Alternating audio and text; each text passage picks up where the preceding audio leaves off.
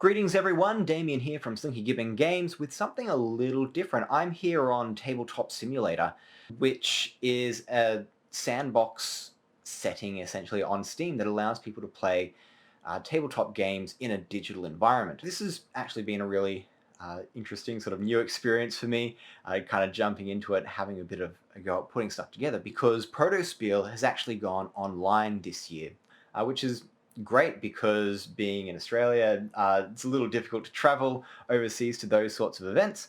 And this is actually helping in a way to bridge that gap. So what I've done is I've gone through and created some digital prototypes of some of the games that we've been working on. So I'm just going to go into create here and we'll go and open up some of the stuff that we've been looking at. So I've got Quartermaster apply within here. Are you sure you want to load? Yes, yes I do. And yeah, so here we have a digital version of Quartermaster Apply Within. And it's essentially a little gadget building spy themed game. So based on like the 60s sort of spy TV shows and movies. So Get Smart and James Bond, that sort of thing.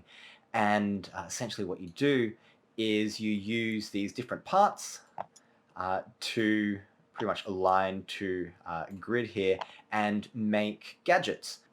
And there's actually, I'll bring over a little blueprint. Oh, spin that around as well. So we've got like, oh, nope, come back, come back. Oh God, what's going on? So we've got gadgets that we can make and then score points for them and things like that. And so the person who has scored the most points at the end of the game wins the promotion to Quartermaster, just because the person who was Quartermaster previously managed to get themselves blown up. Because it's very dangerous work making these sorts of gadgets. But yeah, so that's the basic sort of idea of the game. It's a little worker placement thing. If I flip this back over, I can actually show you how these will like snap onto the game board here.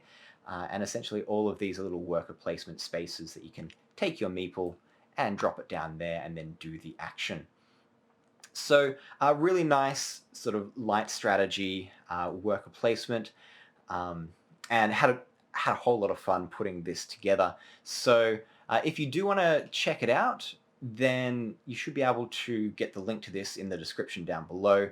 So you've got the rulebook here, and then there's also like a little start here guide, which is a nice little guide for people who maybe aren't as familiar with Tabletop Simulator. It talks through some of the hotkeys and things like that that you can use to walk your way through the system. So yeah, I do want to make another video which goes into gameplay and things like that in a little more detail and actually run through a couple of turns so you get more of an idea. But for now, just want to show you guys what I've been working on.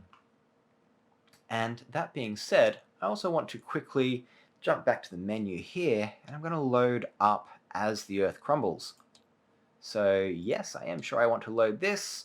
And this is the other prototype that I've been working on. It was actually an entry in the Simple Elegance Challenge last year, which was hosted on the Game Crafter, which we actually ended up winning, which was really, really good.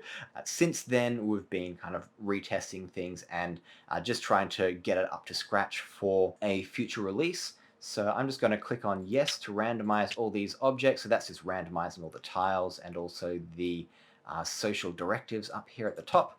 Yeah, so this is essentially a tile-taking engine builder game, so it will escalate as you play through. We've got a whole heap of little components and things like that. Here we've got meeples, which is actually representative of a resource, which is culture within the game. So because the whole world is kind of falling apart and crumbling, the idea is that you're saving parts of the city as well as the population and moving them onto these little floating cities. The idea is that you also want to preserve culture as well as the coins, and I've just got a whole heap of coins just like stacked inside these bags.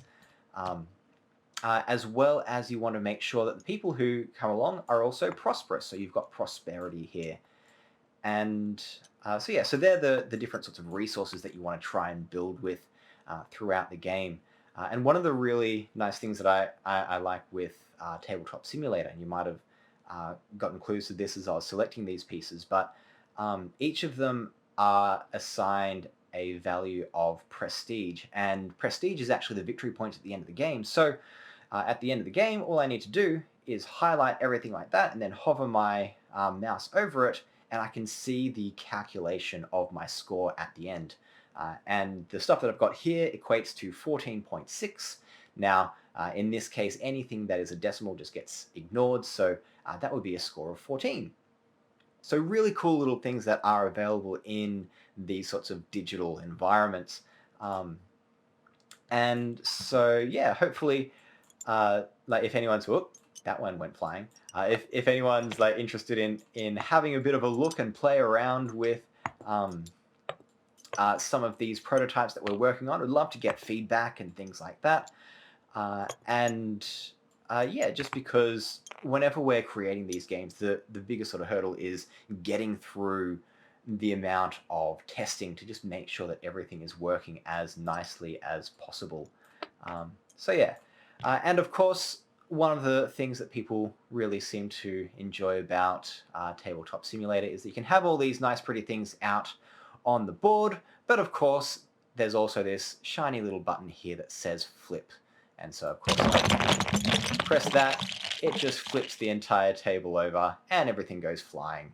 So if you don't like what people are doing, you can always just flip the table.